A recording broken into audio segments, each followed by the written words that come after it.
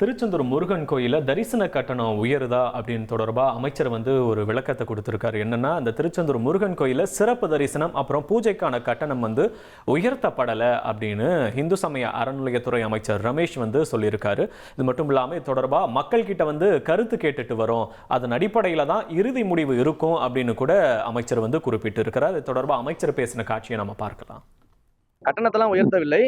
அங்க எந்த கட்டணத்தையும் உயர்த்தல. அங்க 20க்கும் மேற்பட்ட சேவைகள் இருக்கு. அந்த 20க்கும் மேற்பட்ட சேவைகள் அதே கட்டணத்துல நீடிக்குது. நிர்வாக ரீதியாக சில முறைகேடுகள் அங்க இருந்தது நமக்கு தெரிய வந்துச்சு.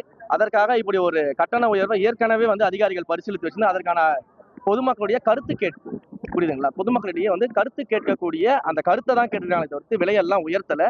நிறைய இடங்கள்ல விலை உயர்த்தப்பட்டுச்சுன்ற தவறான தகவல் பரப்பப்பட்டிருக்கு.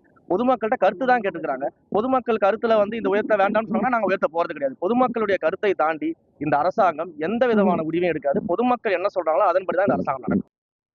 மற்றும் ஒரு அமைச்சர் முக்கியமான ஒரு விளக்கம் ஒன்று கொடுத்திருக்கிறார் வருண். அதாவது மாரத்தான் போட்டியில வெயில் காரணமா மயங்கி விழுந்த சிறுமிகளுக்கு மனிதாபிமானத்தோடு அந்த ஒரு உணர்வோடு தான் முதலுதவி செய்துதான் அமைச்சர் விஸ்வநாதன் விளக்கம் கொடுத்திருக்கிறாரு.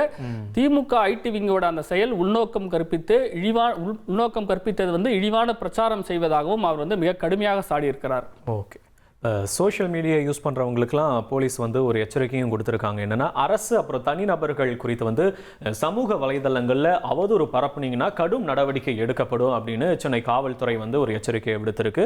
அதனால சோஷியல் மீடியாவை யூஸ் பண்ணுறவங்களாம் ரொம்பவே பொறுப்புணர்வோடு நடந்துக்கணும் அப்படின்னு கூட அறிவுறுத்தி இருக்காங்க. ரஞ்சித், இனி செல்லும் இடமெல்லாம் செய்தி.